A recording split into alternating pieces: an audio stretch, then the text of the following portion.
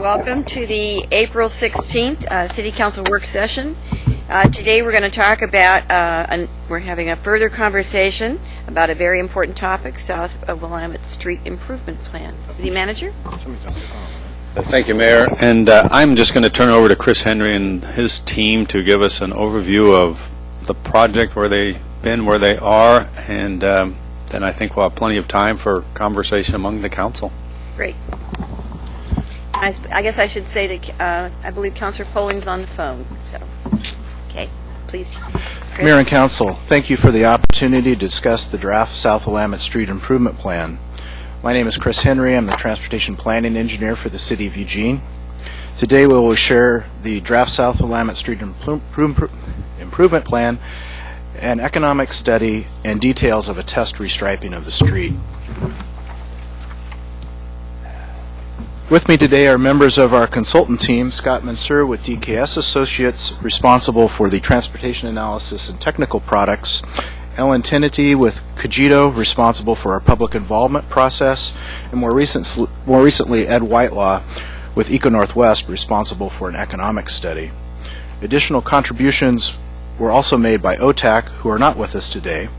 I want to thank these individuals and their colleagues for their efforts to bring this plan to you for your consideration, along with the Oregon Department of Transportation, which provided the funding for the study.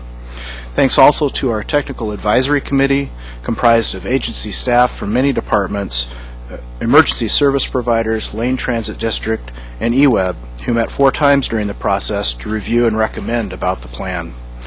We have lots of material to cover today, and we'll have ample time after the presentation for your questions.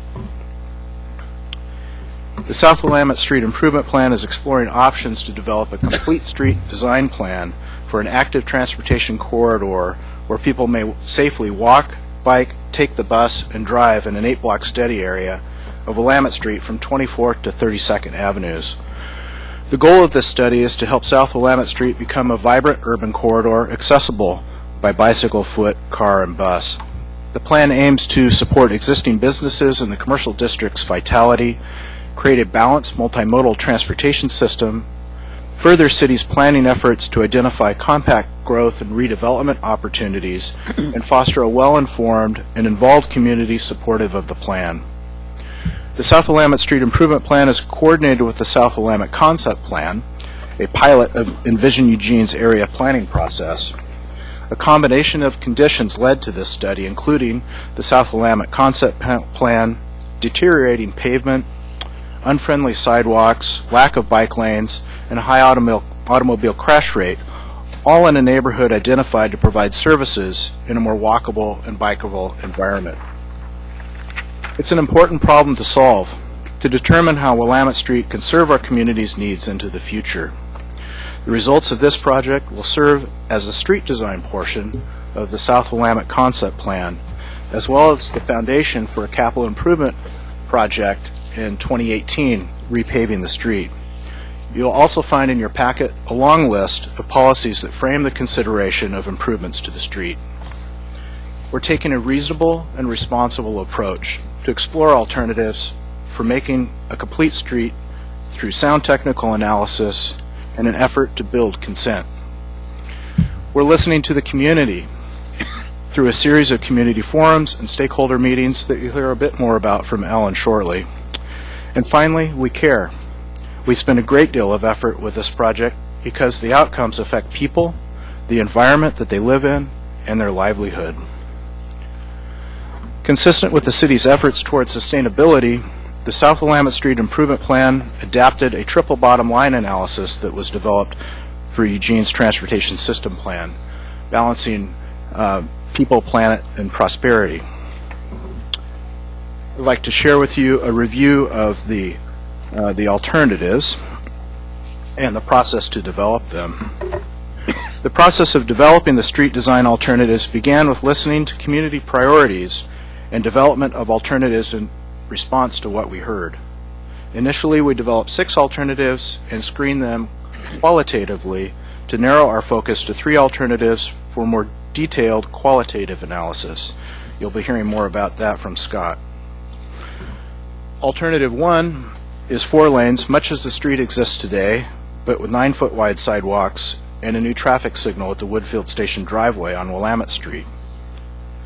Alternative 3 is 3 lanes with bike lanes, 1 travel lane in each direction, a center turn lane, 9-foot sidewalks again, and a new traffic signal at the Woodfield Station driveway. Alternative 5 is 3 lanes with wide sidewalks this time, at 13 feet wide compared to 9-foot wide sidewalks now. 1 travel lane in each direction, a center turn lane, and a new traffic signal at the Woodfield Station driveway. Again, these street design alternatives were developed as a result of listening to the community and their feedback about the alternatives, combined with review by the Project Technical Advisory Committee. Now you'll hear from Ellen Tinnedy of Cogito about our community outreach. Ellen? Hi, over here. I'm not really using slides, so.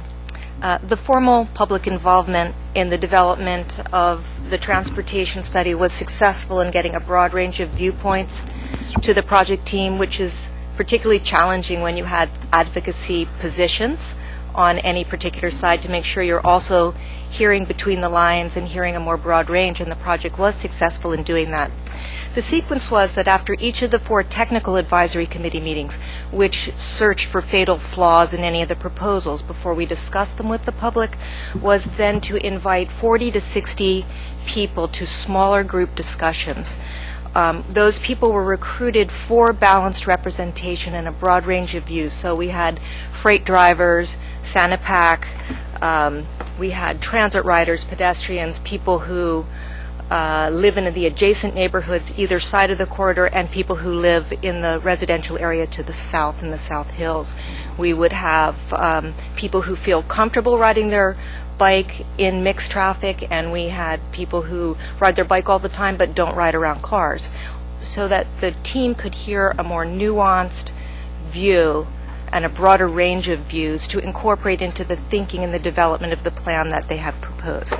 Of course, we also had 3 very large, very civil public meetings ranging from 175 to over 300 people at our meetings, and they were lively and respectful and informative, and people listened well to each other, so yay to the public. And we also had an online survey, and the results of the online survey and the public involvement will show that the formal public process shows that the public involved in that process favors alternative 3. In addition, we had always had 4 times a group that was for businesses only. If a business chose to be in a mixed group or be in a business-only stakeholder group, they could do that. And I think we did that for the reason that people didn't want to politicize their business, that they could feel inhibited to speak candidly in amongst people who could be consumers at their businesses. So that turned out to be a good plan and was well attended on all 4 sessions, so that we could clearly hear from people in an uninhibited way. So I'd like to share some observations about the process after having talked to so many people, including walking the corridor to all the businesses 2 times, that overall, people are not concerned about a 30-second delay at rush hour. That's just not a concern for anybody we hear from. But people are skeptical that that result is true.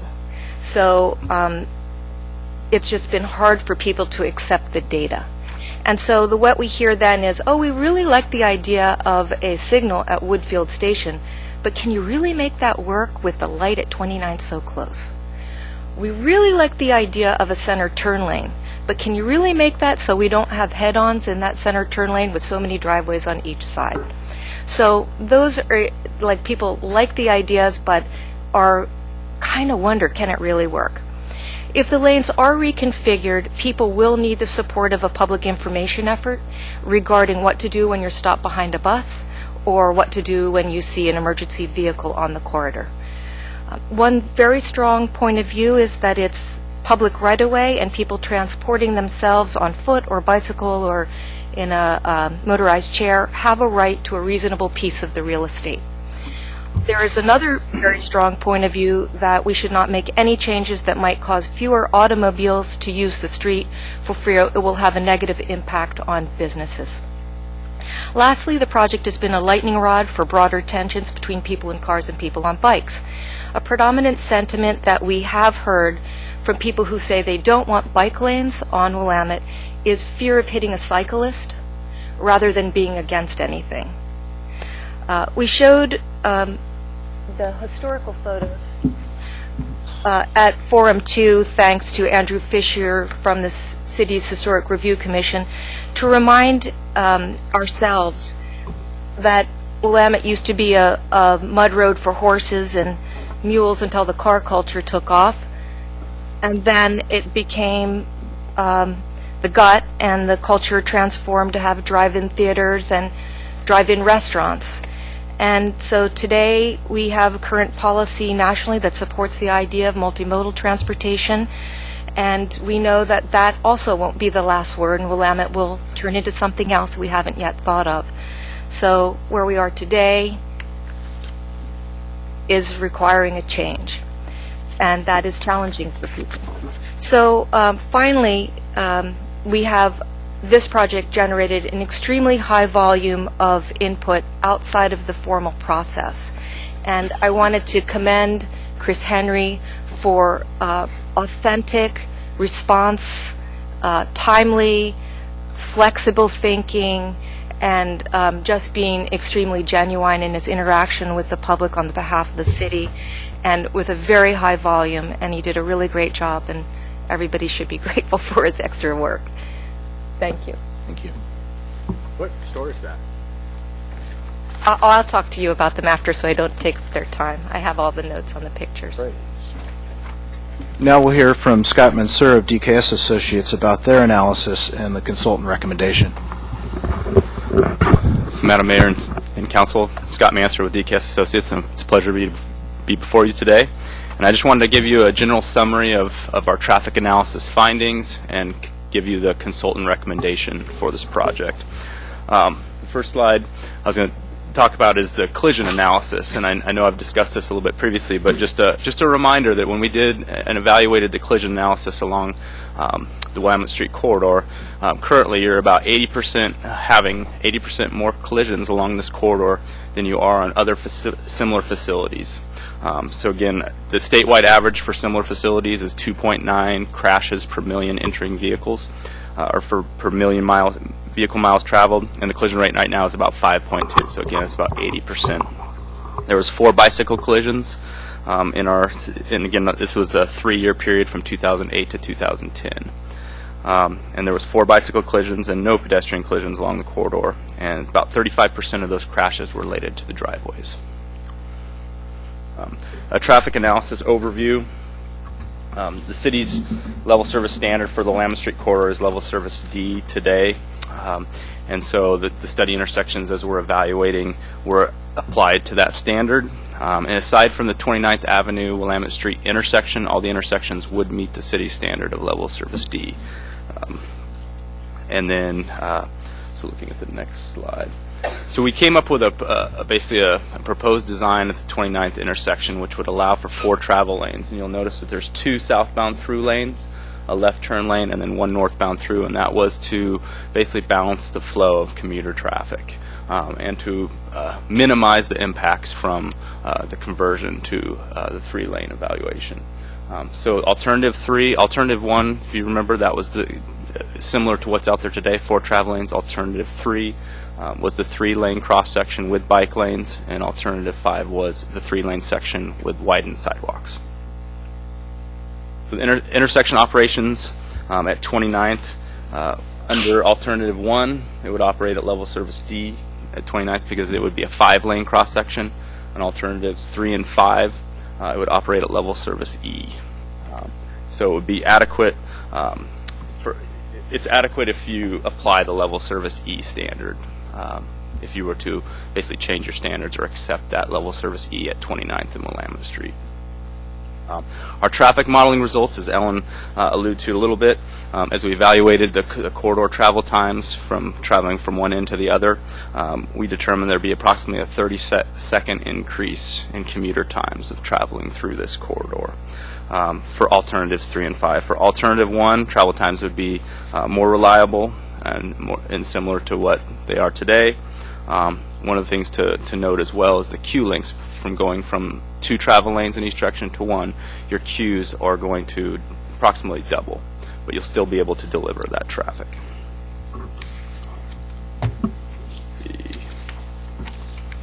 So now our consultant recommendation, and our recommendation is alternative 3. And this is the schematic that was prepared by OTAC of what that would end up looking like. And just wanted to summarize why our recommendation was for alternative 3 from a transportation standpoint. By implementing alternative 3, national standard or national records show that you'll see about a 30% reduction in crashes. And that's whether or not you change any of the driveways. You can see even a more significant reduction if you look at closing some of the driveways along the corridor or consolidating. Improved bicycle and pedestrian connectivity throughout the corridor. And one thing to note, although Alternative 5 had the widened sidewalks, by providing bike lanes, we'll also provide an additional buffer between motor vehicles and pedestrians to make it a much more comfortable walk along the corridor. There was an acceptable impact for motor vehicle mobility, again, as we polled the public based on the increases in delay.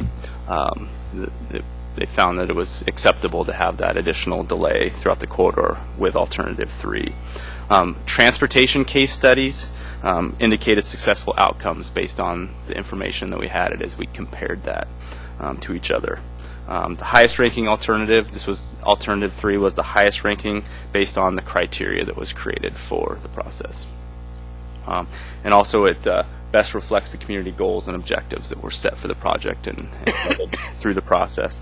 And I think just to summarize, I've been in this similar situation with other communities where we were recommending a similar alternative, and there were a lot of concerns. There were concerns from emergency services. There were concerns from businesses, and I know in the project that I've has been successfully constructed, I've followed up, and a lot of the concerns that were there didn't really formulate, and they were, especially I followed up with emergency services, and they said we were very concerned, and they provided a lot of feedback of how we were going to service the corridor, and they've been very pleased and said there have been no issues whatsoever in another conversion from a 4-lane to 3-lane. So I know there's a lot of concern from the public out there, but from the technical standpoint of evaluating the traffic, I feel comfortable in recommending Alternative 3 to the City of Eugene. So with that, I'll turn it back to Chris.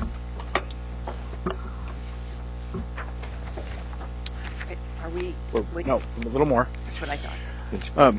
In an effort to respond to concerns about potential effects on businesses, we collaborated with business and property owners on Willamette Street to conduct an economic analysis. Now you'll hear from Ed Whitelaw of Eco Northwest about the results of their research. Hi, folks. So I'll describe what we were asked to do, what we did, and what we found. So the task was to review the relevant literature, professional literature, on the topic of the business effects from reconfiguration in the form of road diets. And the effects, there are two key measures of business effects in these kinds of studies, would be on the number of customers and then total revenues. And each of them poses challenges of samples and so on. So we found roughly 50 studies that dealt with these kinds of topics. Of those 50, roughly 20 addressed in one way or another business effects. Some of those studies might be just surveys of perceptions and so on. Of those 20, there were really only 2, and one in particular, that met professional standards and had conditions that were close enough to those one would find on South Willamette so that they were at least relevant. And the 2 studies, one was a little more remote because it didn't deal exclusively with road diets. There were 5 sites. Was it 5? Let's see, 3, 2, 6 or 7 sites in New York City, the Bronx, Brooklyn, and Manhattan. And then the other study was in LA. That one turned out to be both relevant and met professional standards. And just briefly, it was York Boulevard in LA that was a commercial, that had commercial activity along a long enough stretch that it could be divided into 2 segments, one of which was tested without the road diet and the other with, and also took time for before and after, measured, and the only measure they used were sales tax data, so it'd be one step away from revenues. And the findings were positive in the sense that business appeared, based on those data, to have been affected positively by the road diet. I can get back to the details in a minute. In general, though, our findings are not conclusive, they aren't exhaustive, they aren't definitive, but they are at least suggestive or indicative that under circumstances that are relevant and contributory to business activity, or at least not harming it, that there could be positive effects. And I couched that cautiously, given the way some of the results have made it into the media. By inconclusive, we do not mean no information. We do not mean without any indicators of results. Time, place, and geography matter immensely in these kinds of studies. So what might have worked elsewhere, it all depends on what the configuration is and the nature of the primarily retail activity in South Willamette. And for the relevant geography, from our standpoint, it's not just the sort of slightly off rectangle that is Woodfield Station. Rather, it is from the north, and remember this is sort of 24th to 32nd, but it's roughly sort of 25th through 29th, and on both sides of both Willamette and 29th. You with me on that geography? So, because you can't really parse a commercial node into little segments and expect to be reading what's going on properly. So that's it. Thank you, Ed. I'd also like now to share with you some cost estimate information to implement any of the 3 alternatives. Alternative 1, that's the 4 lanes that would include a traffic signal. The cost includes, this is a repaving of the street, improvement of the sidewalks, and construction of a traffic signal. The range is $4.5 to $5.5 million, depending on the alternatives. Back to alternative 1, the 4 lanes is $4.6 million. Alternative 3, the 3 lanes with bike lanes, is $4.85 million. Alternative 5, the wide sidewalk alternative, is $5.6 million. Again, that includes $2.1 million of pavement preservation funds, but what's not included is an estimated $2.6 million necessary to relocate utilities outside of the corridor. When we last met in June of last year, there was interest in information about a test of alternative 3 lanes with bike lanes. So we have more information to share with you now. The purpose of a test would be to provide the community an experience of 3 travel lanes, predominantly from a driving perspective. It's more about testing the number of travel lanes than it is about testing bike lanes. That's because the road surface wouldn't be improved, drainage conditions would not be improved, but we would have the opportunity to restripe the lanes for automobiles and have a signal at Woodfield Station and best replicate the alternative as we can, aside from pavement and drainage. Purpose would be to confirm the transportation analysis. We heard from Ellen that there is some skepticism in the community that the delays or potential for diversion of trips are real or not, so we could confirm that. We also have the opportunity to identify any unintended consequences.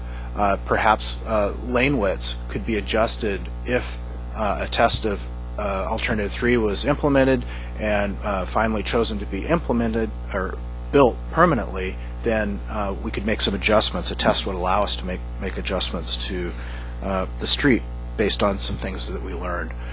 There's also an opportunity to monitor the street from a transportation perspective, an economic perspective, and a public opinion perspective. There'll be some more about that in a moment. The scope of the test would include a traffic signal at Woodfield Station. That requires purchase of right-of-way near that driveway on Willamette Street and widening the street, as well as widening near 24th Avenue to connect the bikeway system on Willamette Street to the bikeway system on 24th and maintain a center turn lane there.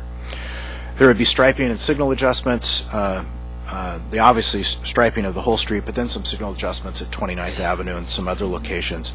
And again, we would have the opportunity to include monitoring in a test. The schedule of the test, it would be a total of 2 years in duration, basically from now until we'd be able to report back to you. There'd be a time needed for before construction occurred to gather data, both transportation and potentially economic data, if that's a desire.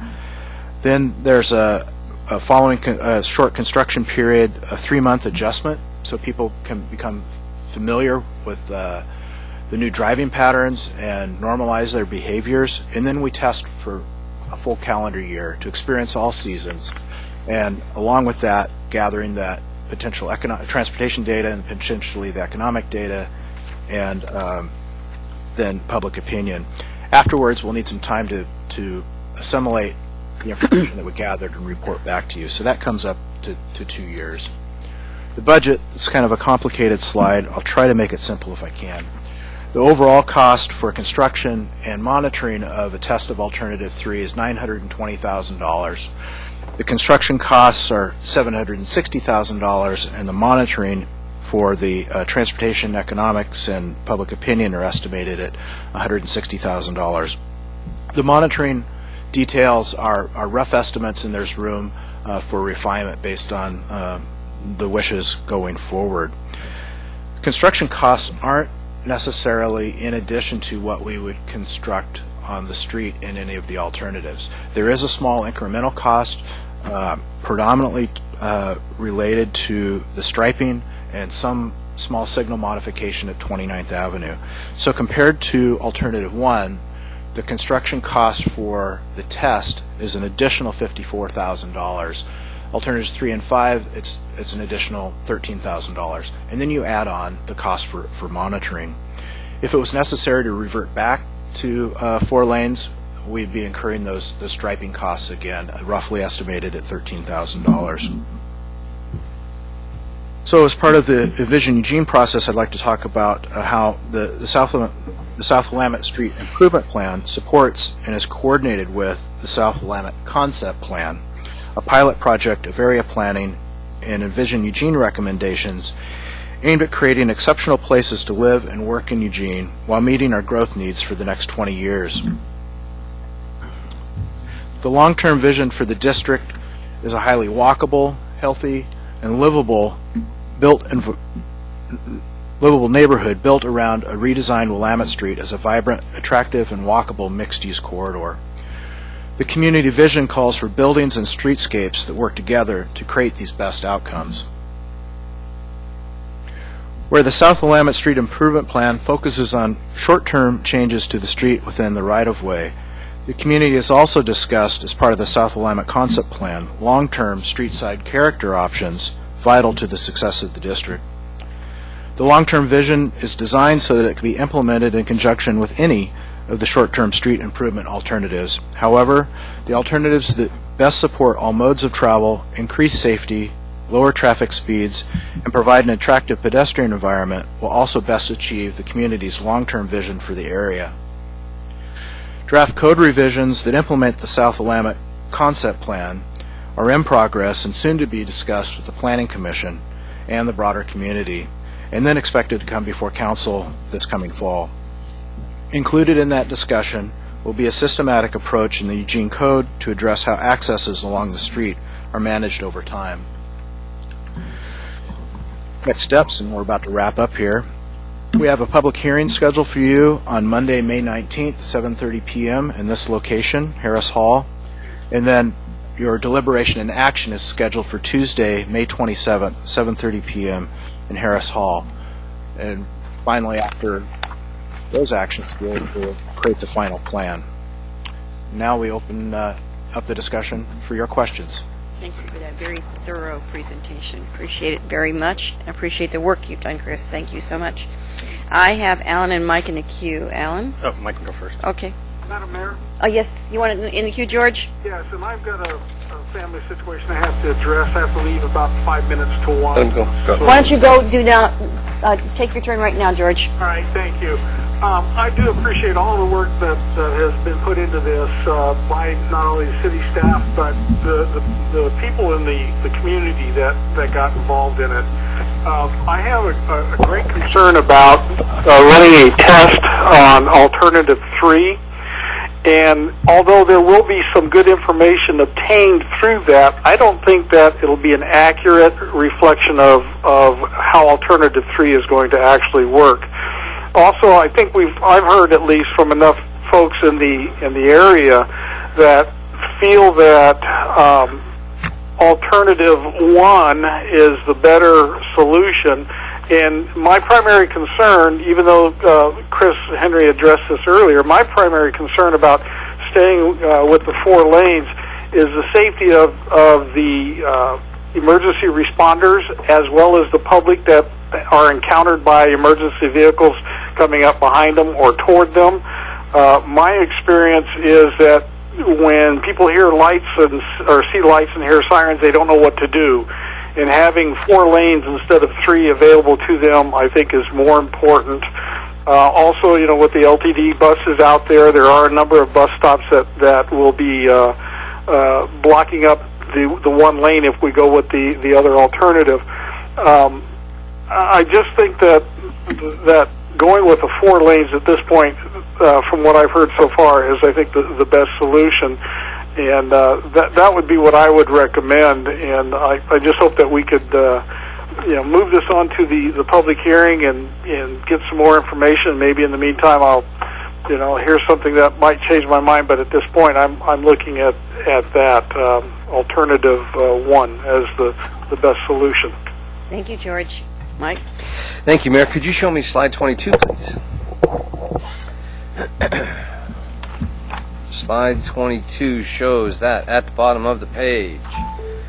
Oh, I'm losing time here.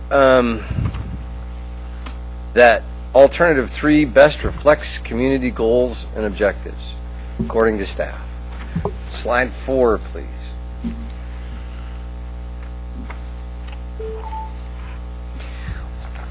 One of the things that's interesting to me when we look at slide 3. When we look at the plan goals and talking about how this achieves community goals best, this Alternative 3, the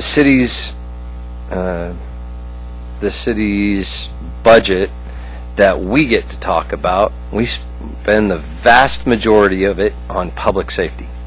We spend the vast majority of our city budget on police and fire because it's the most important job that we do. Keeping people safe is the most important job that the city does.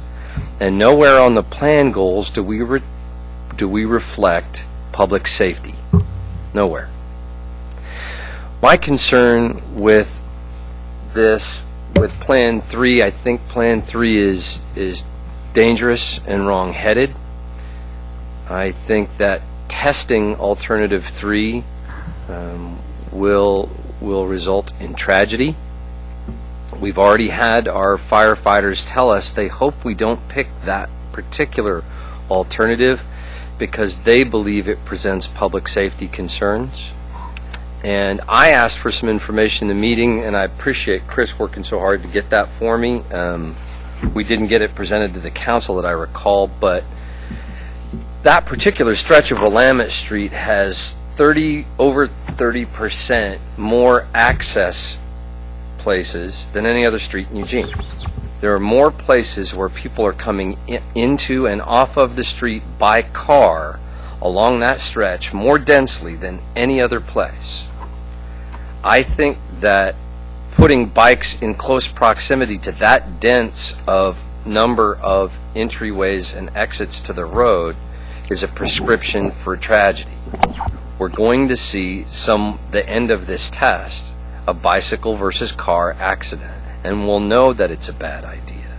I hope we don't have to see that result in order for us to understand the basics here, that there's just so many more places and blind corners that we're creating and that don't mix well with bikes. And I'll have more if you'll put me down for a second round, Mayor. Claire? Thank you. Since other councilors are expressing their opinions about which options they like best, I guess I'll say I like option 3. I think it has merit for many reasons, but I am trying to remain open-minded while we continue to have this conversation as a community. I think it's important for us to remember that our transit corridors exist to move human beings around safely. It's not about privileging cars or buses or bikes over other modes. It's about how we as human beings navigate our city. And I think it's also important to remember that Willamette Street is a vital corridor for a large number of residents, not just folks who happen to live and work in the immediate vicinity. So I think it's really important that we keep that in mind, that there's a lot of other stakeholders involved, not just folks who are immediately adjacent. In terms of complete streets, Chris, would you say alternative 1 would meet the definition of a complete street? No. Thank you.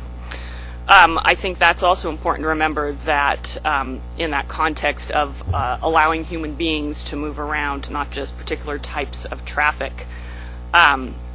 Personally, I think having a 3-lane option, 1, it'll reduce the amount of traffic a pedestrian has to cross in front of as they travel across the street. Right now, there's 4 lanes of traffic moving that a pedestrian has to ensure has stopped properly. With the 3-lane option, there'll actually be 2 lanes and 2 bike lanes instead, plus the center turning lane.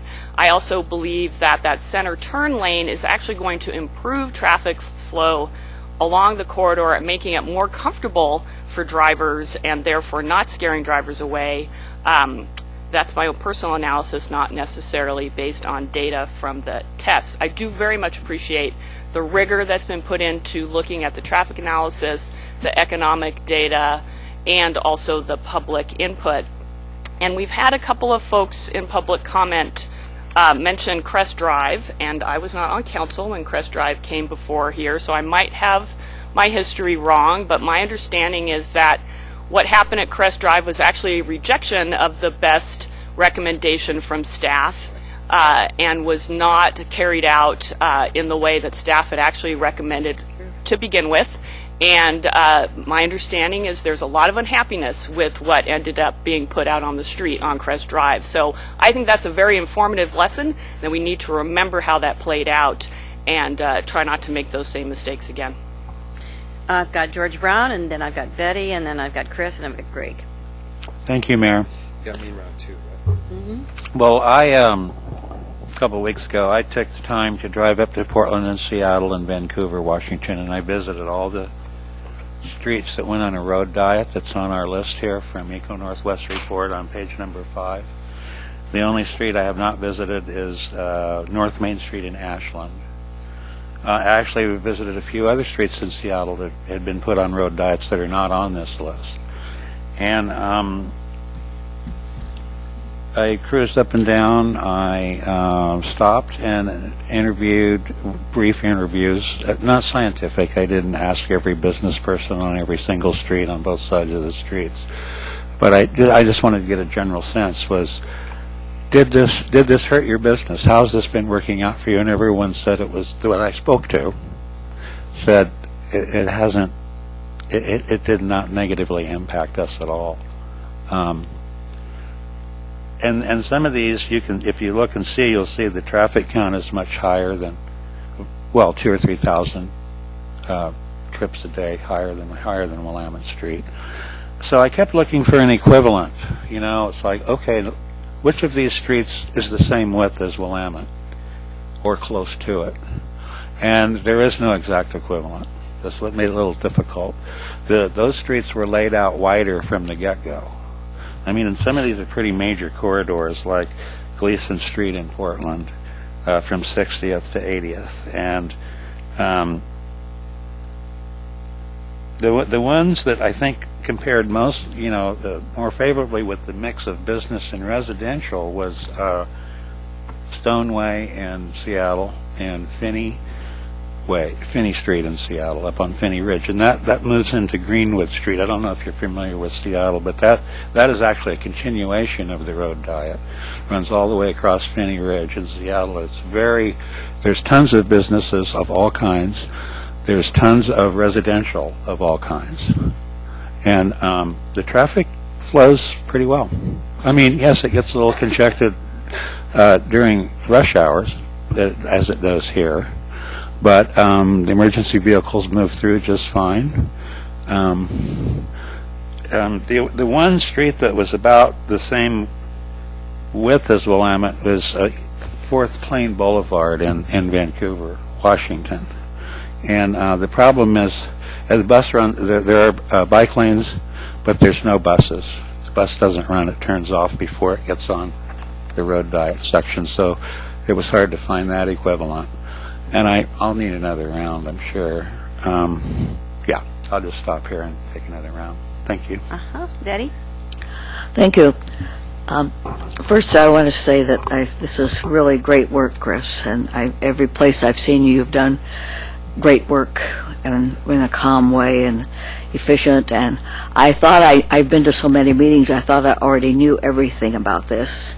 And also, I shop on that street all the time, but I've been to big meetings and small meetings and coffees and lunches and private meetings with staff, or semi-private, and but still I didn't know about the cost of the you've added some to what I knew before, the cost of the trial.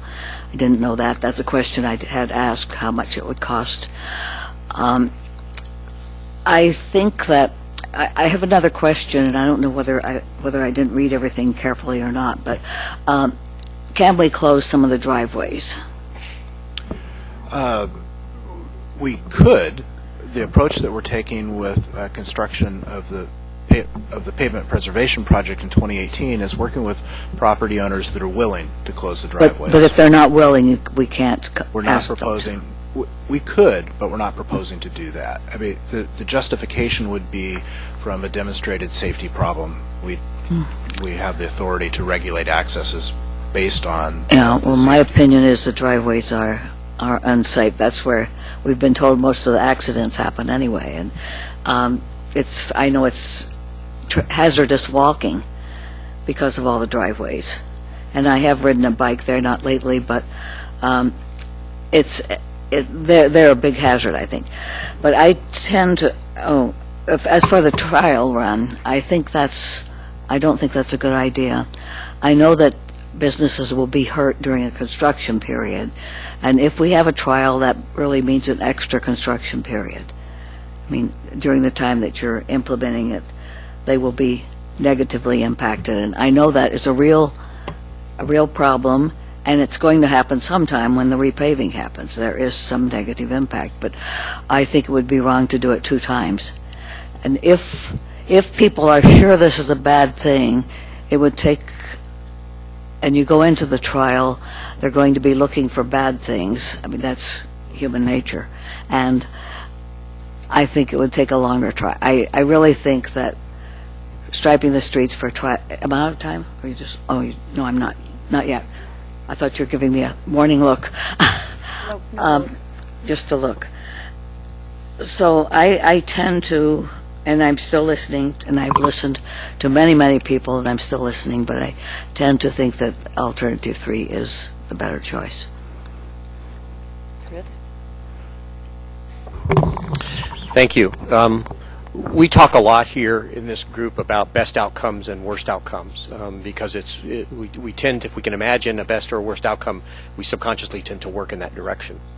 And so I think this is similar in this conversation, that where a lot of people go to is when you propose to do something or when you have an idea to do something, people immediately go to what's the best outcome, what's the worst outcome. And those are really reflections of hopes on one side and fears on the other. And that is what I hear most often from people who want to talk about this with me, is I hear an expression of their hope or I hear an expression of their fear. The interesting element to it is neither one of them has a true factual base of what that best or worst outcome will be. Only what I fear will happen or what I hope will happen. And for me that's challenging because it makes it difficult to try to make a thoughtful choice when you're not dealing with empirical information as much as you're dealing with hopes and fears. And hope and fear are both very legitimate, and so I can't ignore those things. I have to somehow take them into account and try to figure out what is the best solution in those cases. And the people that are hopeful believe firmly in their hope, and the people that are fearful believe firmly in their fear. What I'm leading up to, what I'm taking the long way around to get to, is how do you try to reconcile those or find the balance? And for me, a test is what you have to do to try to somehow find an empirical basis for reconciling people's hopes and people's fears. Because I can't address them directly. People believe what they're going to believe. And so that's why I'm tending to favor some kind of a test. The notion that the construction involved in the test would somehow be overly destructive or expensive, my impression is the real construction that would take place would be the signal at Woodfield Station. That other than that, there wouldn't really be any disruptive construction. There'd be some restriping, but the only construction would be for that light. And at 24th Avenue. And at 24th, some there. But there wouldn't be a lot of disruptive construction in order to be able to conduct a test. Correct. So, for me, the notion of trying to figure out where to go with this, and acknowledging that people are afraid and people are also hopeful, is to say, if we could craft some sort of a test to determine what is the possible best or worst outcome, to me that seems like a reasonable thing to do. To say, let's go with our worst fears and not test it. My fear is so profound, I don't want to test it. I just believe it's going to happen. Or my hope is so profound that I don't want to test it. I believe in this hope absolutely. It's very difficult for me to assume a best or a worst outcome if I have the opportunity to test it. So for me, I think a test is really the best solution here in order to try to reconcile what is otherwise an emotional response. Greg? Thanks, Mayor. Chris, Ellen, I think you guys have done a very, very thorough job on this, and I want to commend you for, this presentation and this report. I've got three questions that arise for me on this. One, is there any analysis around whether or not this is going to be detrimental to property values, or is it going to enhance property values, depending on which option is chosen? The second thing that I'm looking at is concerns that have been brought to me by businesses in terms of moving freight traffic through the corridor and the effect that a reduction of lane access would have on being able to effectively get freight in, move trucks out. Those kinds of issues have been brought up as concerns.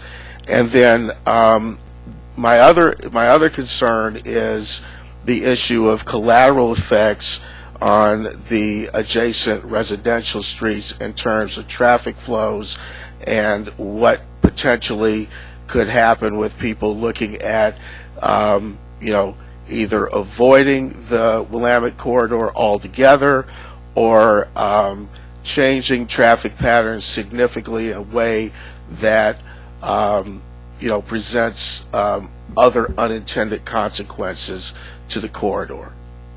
So You want to try to answer some of that? Yeah, so maybe work backwards. DKS in their analysis estimated in the the daily volume diverting to other routes range from 100 to 500 vehicles per day, 2/3 of which would go to the Hilliard and Amazon corridor, and 1/3 of which would be estimated to go Lincoln and Jefferson.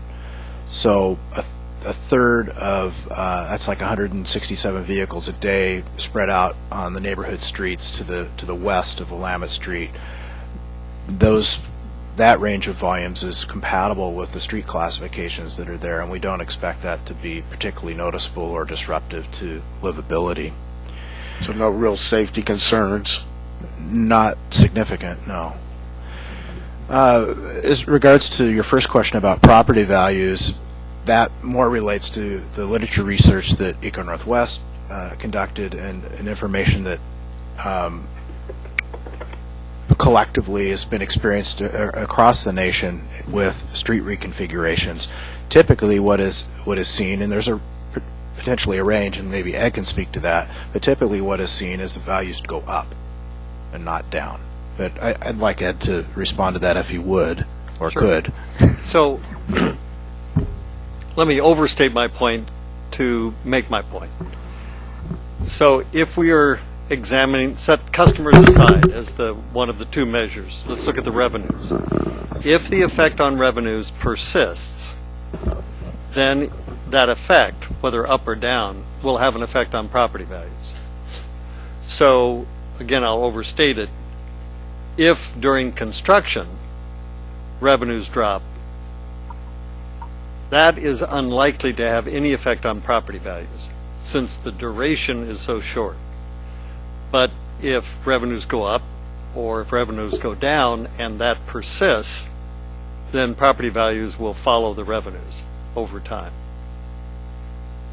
And what Chris is referring to when he says typically it's found to go up, if we focus on that one study in LA that met the professional standards and resembled, as opposed to replicated, but resembled the conditions in South Willamette, then we would expect over time property values to increase. But notice I had two ifs there on the conditions. And to respond to your second question regarding freight, we did have and talked to freight as part of the stakeholder interviews, and a lot of what we heard is you're going to see in the peak periods they're going to have, if there's freight in peak periods, you're going to see a little additional delay.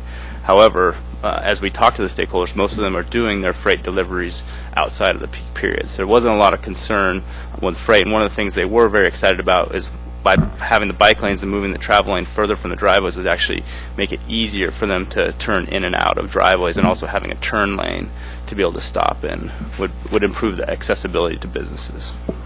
We also, an element to note is that the width of the curb-to-curb width in Alternative 3 remains the same as it is today. It wouldn't be narrowing the curb. So for the exceptionally large vehicles that have to maneuver on the street, as they do today, they can take oncoming lanes to do that. Some of the comments that we heard from freight operators were about visibility from their higher seat height of signs and concern about vegetation obscuring entrances and the ability to see and navigate on the street. One last thing, is there any effect on the back alleys that a lot of the businesses use in terms of their access for freight as well as other usages back there? Not with the short-term plan, but the long-term vision, the South Willamette Concept Plan, part of Envision Eugene, is exploring how parking reorients to the buildings and how the buildings reorient themselves to the street. Typically, the parking would move to the back of the building to take access from the alleys. So those alleys potentially become a very important transportation component in the future. Alan?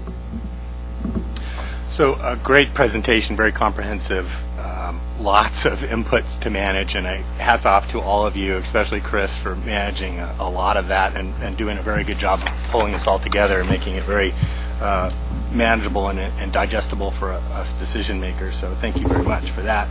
Ed, question for you. Very clear presentation. What I got out of yours was that some data, insufficient data to make a real conclusive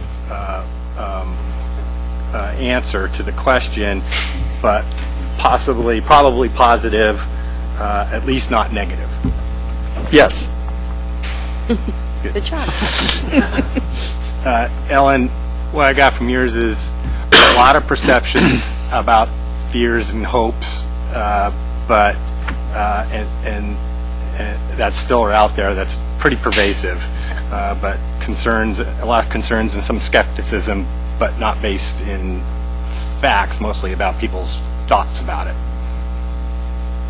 And Scott, can you discuss your previous experience? You said you had some previous experience with public safety concerns and bus issues. Yes. So on the East Street corridor in the city of Washougal, which is just east of Vancouver, we did a road diet, a lane conversion on that facility. And we heard a lot of concerns from the businesses that their businesses were going to be impacted. We heard a lot of concerns from the transit that there was going to be issues with the transit with one travel lane. And we heard from the emergency services that they had a concern with. And one of the things they made sure we didn't have any medians, so you're still going to have the same curb to curb width. But that project was implemented approximately 2 years ago. And I've contacted the public works director and I contacted the emergency services, and the same guy, the gentleman that I talked with through the process who had a lot of concerns, and he said, Scott, I was honestly I had a lot of concerns, but when this has been implemented, I have no concerns whatsoever. In fact, things have gotten better because we have almost no response, any calls for crashes along this corridor, which they used to have a very high number of crashes. He said, our need to go on this corridor has actually dropped significantly. And talking to the public works director, there were 5 or 6 businesses that were concerned. He said those businesses are still in operation. They've heard no complaints now that it's implemented. Yeah. So does that answer your question? Yes. Yeah. Chris, do all of the alternatives increase the safety of the corridor? Alternatives 3 and 5 have the best option or potential to increase the safety of the corridor. Alternative 1 keeps the street much as it is with the existing conflicts, and so that alternative would not improve the safety of the corridor. Okay. Chris, if I could add on to that, though, statistically, alternative 3 is the safest option from looking at other studies. What do you mean by that? So there's it's a national, but it's the Highway Safety Manual, and it shows that when you've made conversions from 4-lane roads to a 3-lane with bike lanes, that's where we see that 30% reduction in crashes. Alternative 5 does not have bike lanes; it's just a 3-lane with wider sidewalks. So you're not going to see that same 30% reduction. What about safety for bicyclists? That's part of the improvement. Is the safety of bicyclists. So it improves bicycle safety? In alternative 3? Correct.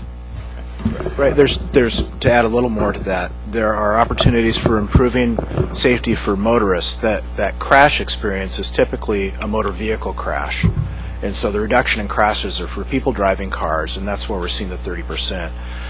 Other studies and with street reconfigurations, adding bike lanes to streets or having bike lanes on streets compared to biking on streets that don't have bike lanes. The bike lanes offer typically also a 30% reduction in crashes for people riding bicycles.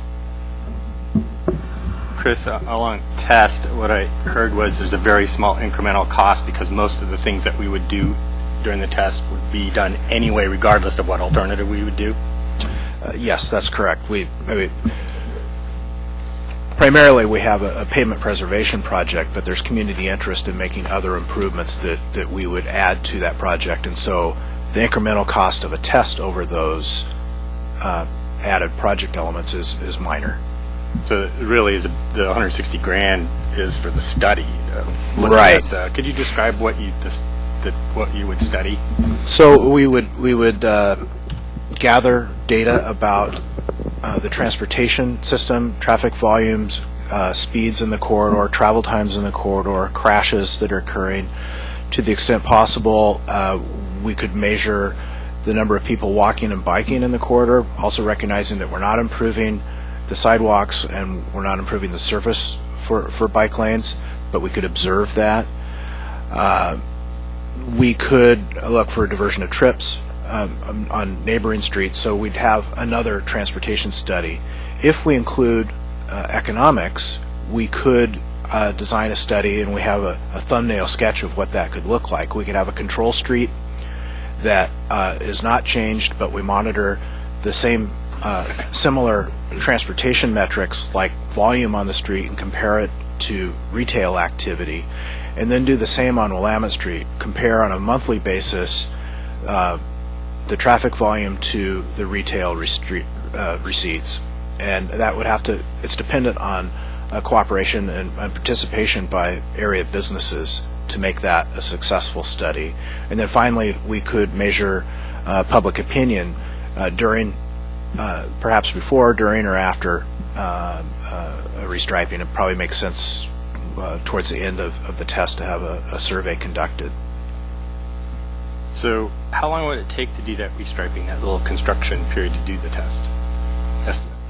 I don't know exactly, but I think it's a matter of weeks. Not months. Right. Okay. And would the test, would it revert back to a 4-lane at the end of the test? And that depends on what the decision of council is at the time. Okay. I mean, if the decision is to go forward with 3 lanes, then we'd just leave it the way it is until the pavement preservation project, but we could revert back if we needed. So how do you, for all of you, are you confident that the test will actually answer some of the questions that Ellen was rating? Yes. I mean, that's, you know, going back to the purpose slide, what's the purpose of a test is it allows people to experience, and as Councilor Pryor mentioned, confirm or deny their fears and or hopes for the corridor. And I'm losing my, there we go. That, you know, there's value again to identify the unintended consequences and confirm the transportation analysis, either from the delay figures or any potential diversion of trips. You know, people are afraid of bad things happening. They're also very hopeful, and so there's this duality of community interest here, and a test would allow us to experience that for real, without it having to be permanent. Scott? I mean, I guess I would just echo what Chris said. And I think, you know, when I think of the example in Washougal, you know, I'm not sure what a test would have shown, but I know by implementing it, they're very pleased with the results. And I think it's going to, you know, for some of the fears that are out there, I think the test will answer a lot. And I think the city's done the right. I think from what Chris has presented as far as what that test would be is a step in the right direction to compare an apples to apples evaluation.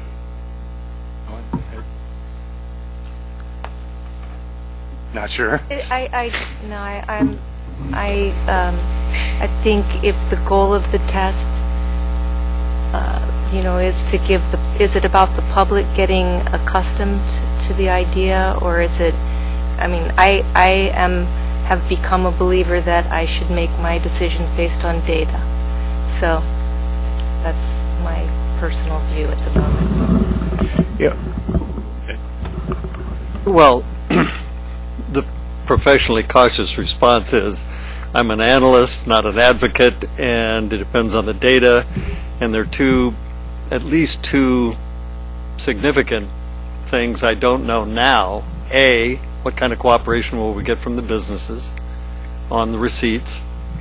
And B, the sampling over time and coordinating with what's going on the traffic side is a big factor in whether the results remain inconclusive or conclusive regarding business effects. So did I dodge that enough? Well, with the budget that we have for your part of it, could you do it within that budget? I think so, yeah. As long as we aren't having to go door to door to pick up pieces of paper. Yeah. And then finally, staff are confident in the analysis that was performed. So it's not ultimately necessary in our mind to perform a test, but there is value in doing that from the experience standpoint. And Ellen said something that I thought was important, that the data matters. A test might not change opinion, but it can confirm the data. Ashland, in their experience, had a public opinion survey, and people said the wide range of things that they said before. And it didn't match what the data was. People thought it took longer to drive through the corridor, but it really didn't. They thought it was more congested, and it wasn't. So it might not change opinion, but there is some value in that experience.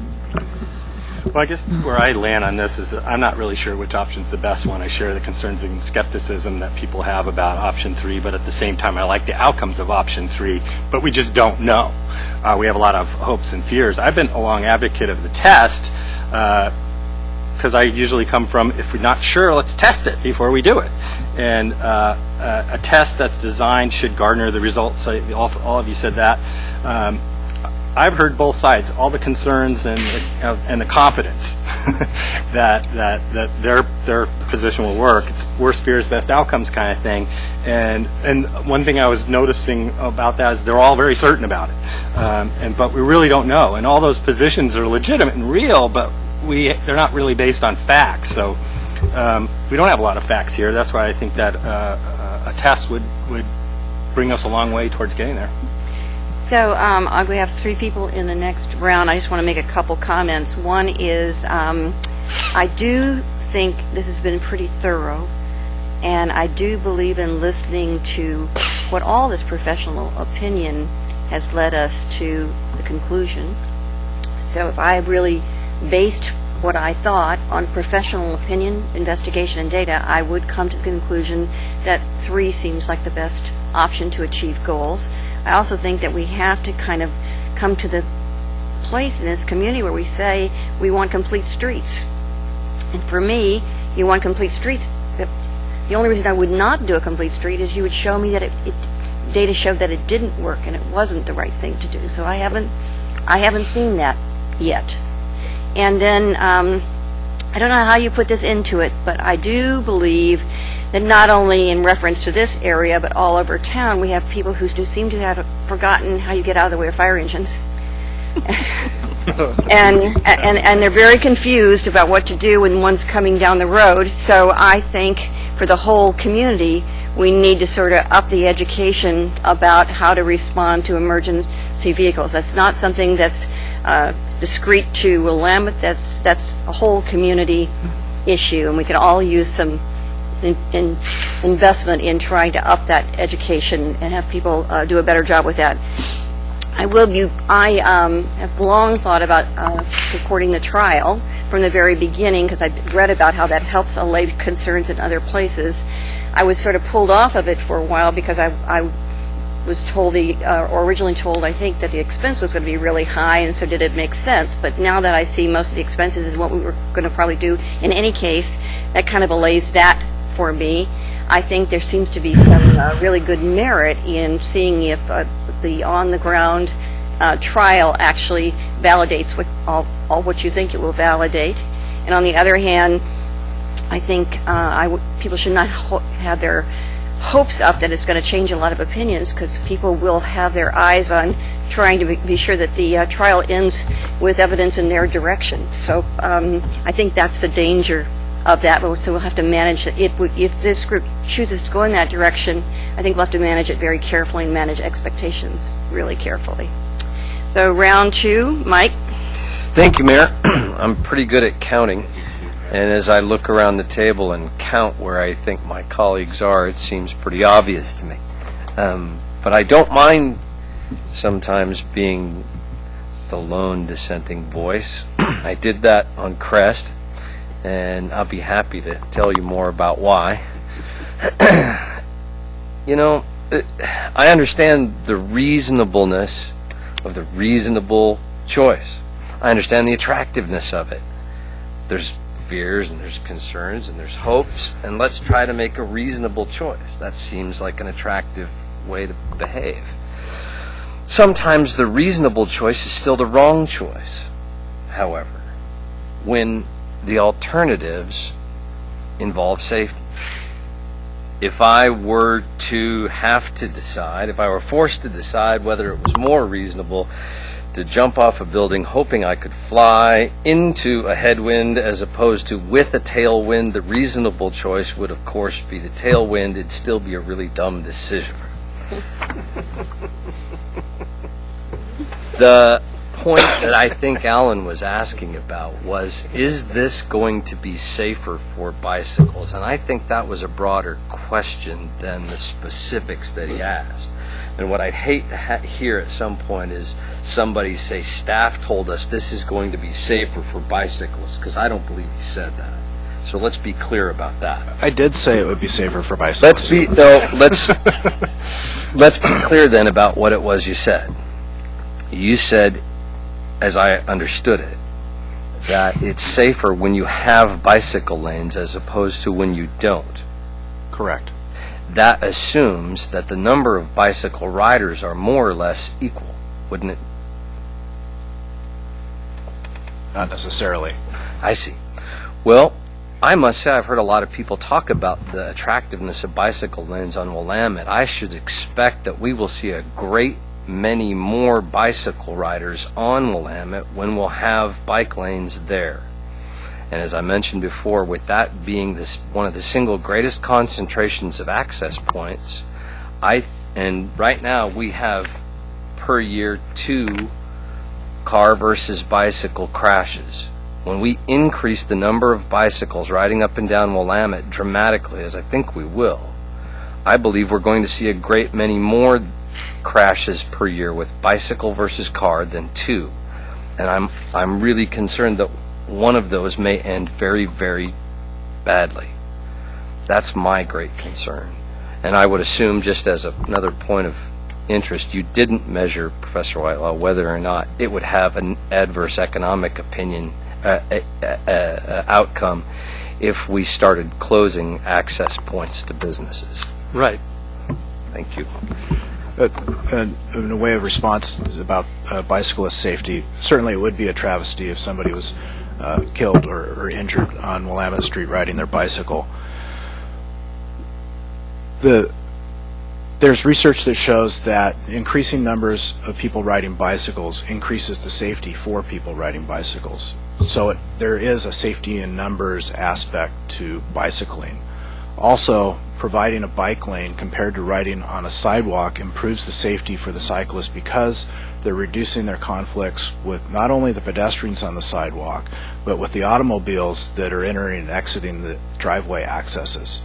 If you think about the perspective of a motorist entering a roadway, most motorists are looking to their left for the biggest threat, and that biggest threat is usually an automobile. And if you observe at stop-controlled intersections and at driveways, you'll often notice that motorists go right past the stop bar at a stop-controlled intersection and right through the sidewalk, the place that they're lawfully required to yield right-of-way first before yielding right-of-way to the roadway. If a bicyclist is riding in that sidewalk, they are exposed, especially if they're riding the wrong way, but they're exposed to the threat from that motorist exiting in the driveway and not yielding to the pedestrians or the sidewalk area. Placing a bicyclist in the roadway puts them out of that conflict zone and in line with where the motorist is looking to their left, where the threat is coming, where the motorist perceives. So there's a, humanistic or approach to why technically that's a bike lane is safer for bicyclists compared to not having it. Well, with so many people entering and those potentially riding the wrong way and with the roadway changing, I certainly hope you're right. We have about 15 minutes left here, and I have 5 people in the queue, so be as concise as you can be. Claire. All right, I will.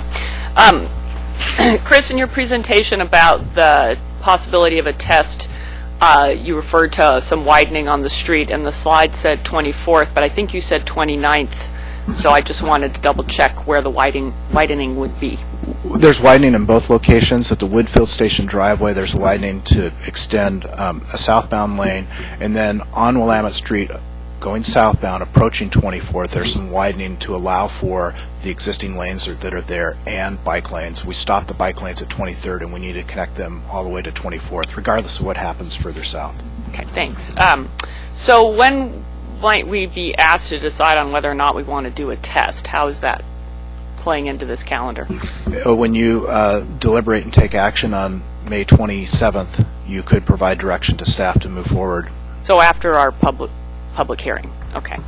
I'm still going back and forth on the idea of a test. It does, I think there's definitely some value in being able to demonstrate how this would work, even though it wouldn't be an exact replica of what would end up happening if we chose option 3. But frankly, I do think it would give us a chance to prove that we can drive safely and handle the bikes, the buses, the emergency vehicles, and it would also give an opportunity to reveal any of these unintended consequences, such as what Councilor Clark is raising a concern about increased bike-car conflicts. What are some of the ways that, I understand the striping wouldn't take very long, but what are some of the ways we might mitigate impact of construction either during a test or during the actual implementation of a street change? Well, we could work in 2 locations at the same time and compress the schedule that way. We could be working at 24th, making the widening there, and as well as the driveway. Potentially do work in the retail areas at night. Near the residential areas, there's more sensitivity about night work. We haven't talked about the specifics of that, and the city engineer's behind me somewhere, and he might have some ideas. All right. So I think it's really important that we are thinking about, no matter what we end up doing, how we mitigate the impact on businesses and residents while we're in the construction phase, because that can be very challenging. So besides the survey cost, can you just clarify one more time, what's the additional cost if we did a test and then built the thing that we're testing? If we do a test of alternative 3 and then ultimately build alternative 3, the incremental cost is the striping, $13,000, plus the monitoring cost, depending on how we scope that work. Okay.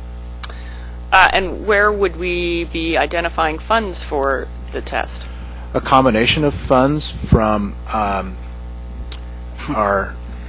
reprioritization of some of the pavement preservation bond funds related to bicycle and pedestrian improvements to connect the bike lanes at 24th Avenue, transportation system development charges for the traffic signal, and potentially a general fund and your discretionary funds to fund economic study or public opinion. We would probably absorb through our road fund the costs of some of the striping in our operations as well as the transportation analysis. Great, thank you. Okay, George Brown. Thank you, Mayor. I got an observation and I have a few questions. Several people have spoken about the possible safety problems relating to emergency vehicles if we go to the 3-lane option as opposed to what's there now. I travel that street quite frequently, and I used to live up on 29th years ago, and I still travel South Willamette quite a bit. There's really not much difference between a 3-lane alignment. In this respect, there's not that much difference between a 3-lane alignment with bike lanes and a 4-lane alignment the way that it is now. I've been on the street, I won't say stuck in rush hour traffic, but it does move slower during the peak hours. All 4 lanes are full, and then you hear the siren 3 blocks away, and there's an emergency vehicle. How do they get through that? They were hearing that, well, they'll never be able to get through on the 3 lanes. They get through on 4 lanes that are full. They find a way. People pull over like they're supposed to. There's enough room for the emergency vehicle to get through. And they find a way on all these other streets that that are on this list. Pretty much all of them except the one in Ashland that I visited, emergency vehicles find a way through. There is enough room for them to get through. There's enough room for them to get through on the 4 lanes. So I don't really see that as a hang-up point. It's not for me personally. That's my observation. Now I've got a few questions. I looked at all these other streets. I'm not going to go through them, the evaluation. I kind of came to the conclusion, that the one that's kind of close, some of these were close, but not exact replica. I think one that is close, though, is right under our nose. It's Willamette Street from 18th to 24th. It's 2 lanes. There's bike lanes. There's a bus stop. There's no center turn lane. The traffic flows through there. The bus, bicycle conflicts, minimal. And so this is one of my questions. I'm assuming that at some point in time, hopefully recently, there's been a traffic count on Willamette, say from 18th to 24th. Do we know? I mean, is that a? I don't have that. Well, yeah. That Okay, I recent didn't data. expect you to. We did have some data from the past when we looked at 18th to 20th. Yes, and it may be in the past, but if you could dig that out and get it to us, that might be useful. I know a lot of the traffic gets diverted at 24th or enters at 24th, so it won't be an exact equivalent, but it could be an indicator, is all I'm trying to get at here. And then I'd like to know what the name of the street in Washougal is. E Street. E Street. Is that the highway or off the highway? Off the highway. Parallel. It's more kind of like more of the downtown area. Parallel to SR 14, so it's just Right. yes, Right. so it's north of SR 14. Thank you. And then this is Time's up, George. okay. It's going I got backwards. one more question. You can hand it to him. I will. Betty. Thank you. The trial, would there be bike lanes if you have a trial? Yes. But the sidewalks wouldn't be improved? No, other than where there was widening Yeah. near Woodfield Station. So you think it would be a trial that would be just like the final thing? The exceptions are that we're not improving the pavement surface. Yeah. And we're not improving the sidewalk surfaces throughout the project area.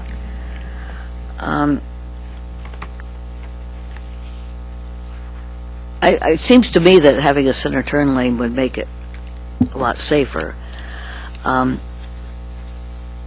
Because, also you wouldn't have closed any driveways or tried to close them during the trial. We would explore necessarily on the east side of the Woodfield Station driveway. We'll need to talk to property owners about how they access their properties and the proximity of the signal. Seems to me that it might help some businesses if you didn't have all those driveways. For example, I go to the Mini Pet Mart and I go to Metropole, and if it would be a lot easier for me to go both places if I could if there was a what do you call a road? Crossover easement. No, a road be from one business to the other. You just take out some barriers. If you could just use one driveway and get to several businesses, it might be easier, and people might end up stopping at more places than they would otherwise. That is something that we're exploring with our legal counsel about those crossover opportunities. I think George brought up a good example of the other part of Willamette. Also, there's a part of Willamette that's one lane. It's very mixed. Someone I know said to me, what's all the fuss about reducing the lanes? You go all the way down Willamette. You have 2 lanes, and some places you have 1 lane and hardly any, and then it's 3 lanes, and then it's 4 lanes. I don't know if I have that in the right sequence or not, but it's already quite confusing. One place that I go to Lucky Dog one day a week at least, and the left turn lane really helps me go there if I'm going from downtown to Lucky Dog on Franklin. If I had to sit there in the travel lane until I get a chance to turn, it would be very disruptive and unsafe. But there is a left turn lane there. And there are lots of times when I'm on Willamette, the part of Willamette we're discussing, when I have to stop and wait for a turn, and I think if there was a left turn lane, it would be easier. I would be less of an obstruction while I'm doing it, but that's all. Thank you. Alan? Chris, does the test delay the eventual repavement No. schedule at all? It compresses our design period to deliver that project, but 2016, about this time, would give us time to complete the design work for construction in 2018. I saw in here that bike accidents were actually only 4 in the 3-year period, which it's a small number, but small in part because there's a low number of bikers on Willamette, and this would increase it. But I understood your point about makes it more visible if there's more bikers, so therefore it's safer. So I got that. You weren't initially in favor of a test, Chris. Well, Now what changed your mind? Well, as I said, it's not ultimately necessary, but there is value in it. So that leaves some room for, there's some wiggle room in my response there. You could do that if you wanted to, and that there's value in that. There's value going forward from the economic perspective if we include that to help with implementation of Envision Eugene. It's something we've talked with the city manager about, and value moving forward as we develop along transit and other improvements, land development around our transportation corridors. There's some value in understanding the effects on the economy. Yeah, I agree. I don't think this is the last time this issue is going to come up over the next couple of years. I think this is going to be useful in other places, so that has benefit to me in that regard as well. I guess, Ellen's point about not sure that tests are going to change people's minds, I think, if you're already certain, probably not going to change your mind regardless of the facts. That's often the case on a multitude of issues that when you sit in our seats, we hear that quite a bit. But what we don't have here is a lot of facts, and I think the test gets us that, and all of you are fairly certain that we can design it so that it does that. It has a cost to it, but I think it's worth it, especially if we have long-term uses of it in other places. I think the funny thing about this test is that if you're really certain and sure you are right, this test should prove you correct. Therefore, you should be in favor of it. So everybody should be in favor of the test. That's reasonable. So I think the cost is minimal. The disruption of the construction is really small time frame and short period of frame. And this is our professional staff and our team's recommendation about how to move forward. I think the test is the way to go on this. Great. And correct me if I'm wrong, is one of the things that I'm missing in this conversation is the conversation about pedestrian traffic and access. And for what I've heard for years and years about this and experienced myself is because of the way that the street has been configured and the way the sidewalks, there's no buffer. I know that we're going to, if we do this, and add the bike lanes, and we're providing a buffer to create some safety. But each alternative, except for alternative 5, does not enhance the pedestrian experience. Alternative 5 looks at enhancing the pedestrian experience in relationship to the commercial engagement that the pedestrian would have with businesses along the way. So is there a way that we can get to having a better pedestrian experience through any and all of these alternatives, or are we kind of just limited to that 9-foot, maximum sidewalk kind of element that is in 1, 2, 3, and et cetera? There's a short-term and a long-term answer. In the short term, getting bicyclists off the sidewalk improves the safety and experience for people walking on the sidewalk, either in alternative 3 or 5. In alternative 5, the question is, where are the bicyclists? Yeah. And presumably they're on the sidewalk. So alternative 3 is probably the better benefit for pedestrians. The longer-term solution is the South Willamette Concept Plan, and that is re-envisioning the street side character and has the potential to widen and improve that pedestrian environment. It could add on-street parking in the future. It could have outdoor cafes beyond this 9-foot right-of-way that's existing now.